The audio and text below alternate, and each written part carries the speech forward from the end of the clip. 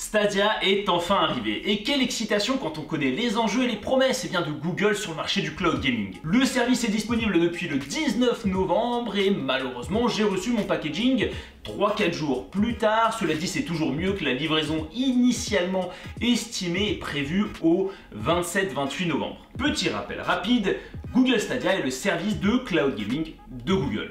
En gros, Google va exécuter des jeux vidéo plus ou moins puissants sur ses serveurs et nous, on va pouvoir y jouer au travers d'une connexion Internet et de terminaux dédiés. Quand on parle de terminaux dédiés, on va parler du Google Chromecast Ultra, on va parler également des Pixel Phone pour le moment, mais aussi d'ordinateurs sur lesquels on peut installer Google Chrome. Et quand on parle d'ordinateur avec Google Chrome, on pense forcément au Chromebook. Il y a de nombreux avantages au cloud gaming. Le premier qui vient à l'esprit, c'est le fait de ne pas avoir à s'embêter à investir dans une machine surpuissante pour exécuter des jeux vidéo et à l'upgrader dans le temps. Il y a aussi le fait de ne pas avoir à installer de jeux ni à attendre les téléchargements, de mise à jour et d'installation.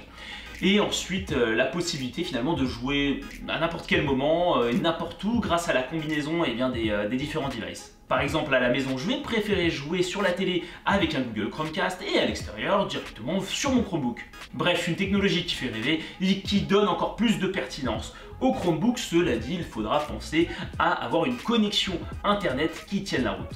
Avant d'entrer dans le vif du sujet, tout d'abord découvrons le packaging. J'ai donc commandé la Founders Edition au prix de 129 €. On reçoit un packaging blanc qui est très épuré, qui est pas si extravagant que ça, et je trouve que là-dessus, Google aurait pu faire un effort supplémentaire, une touche colorée un peu comme pour la première édition.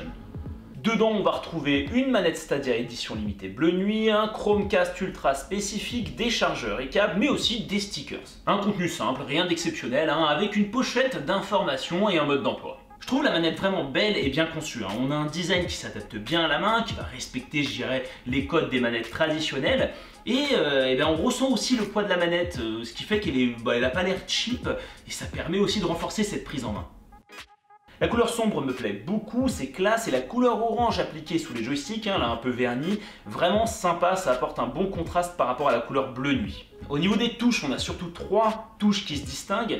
Une touche pour prendre des screenshots, une autre pour activer le Google Assistant, fonctionnalité qui est pour le moment disponible uniquement sur le Google Chromecast au niveau de l'écran d'accueil, utile pour lancer un jeu par exemple, et le bouton avec le logo de Stadia pour lancer le service et faire apparaître le menu. Par contre, dans ce packaging, c'est dommage de ne pas retrouver le support manette smartphone.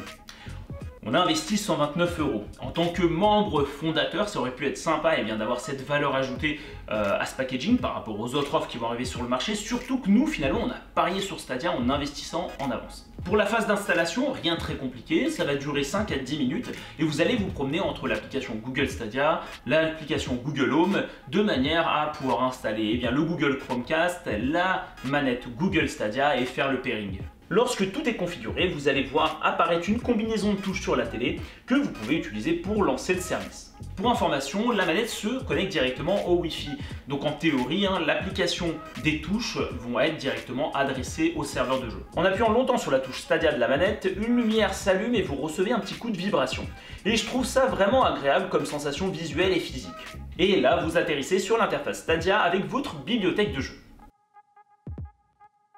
Bon, au départ, on vous offre Destiny 2 et Samurai Shodown, et moi je me suis pris Tomb Raider à 10 €. Et je profite aussi du jeu gratuit du mois de décembre, un AAA, meilleur que Call of Duty Modern Warfare combiné à Fortnite, j'ai nommé Farming Simulator 2019. On déconne, mais c'est un jeu qui a été vendu à plus d'1 million d'exemplaires en seulement 10 jours, et qui participe, il me semble, aux compétitions d'e-sport. La classe quand même. L'interface pour le coup est très simple et intuitive. Lorsque vous allez appuyer sur le bouton Google Stadia, un volet d'options va s'afficher, donc vous allez pouvoir accéder à vos paramètres, mais également gérer vos amis et créer typiquement une partie comme sur PlayStation par exemple. Et il vous suffira ensuite de cliquer sur le bouton de lecture pour lancer votre jeu. Et c'est là où la magie opère. L'expérience dans sa globalité est très bonne, surtout si vous avez la fibre. Alors à certains moments, vous risquez de rencontrer des lags, surtout si vous êtes dans une situation où le réseau est congestionné et vous êtes en train de jouer sur une TV 4K où Google va pousser de la 4K. J'ai la fibre, il m'est déjà arrivé d'avoir quelques latences, mais rien de très gênant. Il faut savoir que vous pouvez configurer le débit envoyé par Stadia. Donc vous pouvez pousser une qualité maximale, soit choisir un bon équilibre, ou bien pousser la qualité minimale. Alors moi j'ai préféré choisir l'option bon équilibre, comme ça lorsque je change de device et que je passe en fait finalement de l'Ethernet au Wi-Fi, eh bien Google pourra le faire lui-même et me proposer quelque chose en théorie optimal. Maintenant ça va faire un peu plus d'une semaine que j'ai configuré tout ça et effectivement eh bien, je joue quasi quotidiennement à Stadia et je n'ai plus vraiment ces problèmes de lag et c'est impressionnant.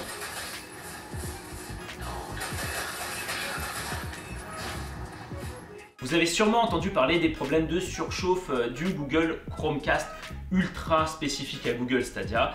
Malheureusement, je fais partie du lot. Effectivement, il arrive que lorsque vous utilisez trop le Chromecast pour jouer à Stadia ou bien pour regarder des vidéos sur YouTube, qu'il y ait des micro-coupures qui sont dues à la surchauffe jusqu'à atteindre en fait des redémarrages du Chromecast. Donc c'est pas du tout fonctionnel. Ainsi, j'ai fait la demande au support pour un remplacement. J'attends de voir s'ils vont valider ce remplacement et je vous tiendrai en tout cas au courant sur les réseaux, bien sur Chromebook Live. Alors je vous ai parlé de mon expérience sur TV, mais je voulais aussi vous faire un retour sur Chromebook, forcément. Et je peux juste vous dire une chose. C'est ultra bluffant. Jouer aussi facilement à un jeu vidéo gourmand, simplement en passant par un navigateur au travers d'une machine qui n'est techniquement pas poussée, c'est juste du rêve. Et c'est fonctionnel aujourd'hui. C'est très simple, il vous suffit d'aller à l'adresse stadia.com avec votre compte Google associé, de brancher votre manette en USB type C et vous pouvez lancer une partie. Et c'est pour ça qu'en début de vidéo, je vous parlais de la pertinence des Chromebooks. En effet, le Chromebook n'est pas un ordinateur pour jouer à des jeux vidéo initialement. Et malheureusement, c'est ce qu'on peut lui reprocher, en tout cas pour les plus gamers d'entre nous. Et avec Stadia, maintenant, en théorie, si le catalogue se développe bien, eh bien plus besoin d'acheter une grosse machine. On prend un Chromebook abordable financièrement qui va nous permettre de faire les choses du quotidien, mais aussi jouer aux jeux vidéo. Ainsi, on peut passer de mon Acer Chromebook Spin 13 qui possède un processeur Intel Core i7 à un HP Chromebook X360 12 qui tourne sur un processeur Intel Celeron pour jouer sur Stadia.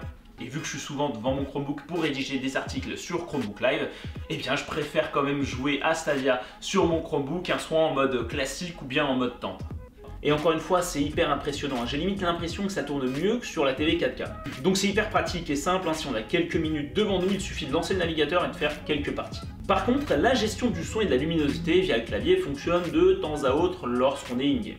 Des choses qui vont probablement être améliorées dans le temps. A noter que Stadia est compatible avec le clavier et la souris, donc si par exemple vous oubliez votre manette, vous pourrez quand même y jouer. Mais n'oubliez pas votre souris. J'ai tout de même constaté quelques petits problèmes de sensibilité avec la souris, enfin quelques petits points de friction. Alors je sais pas, il faut peut-être que j'aille dans les paramètres ou bien c'est un petit souci encore de compatibilité.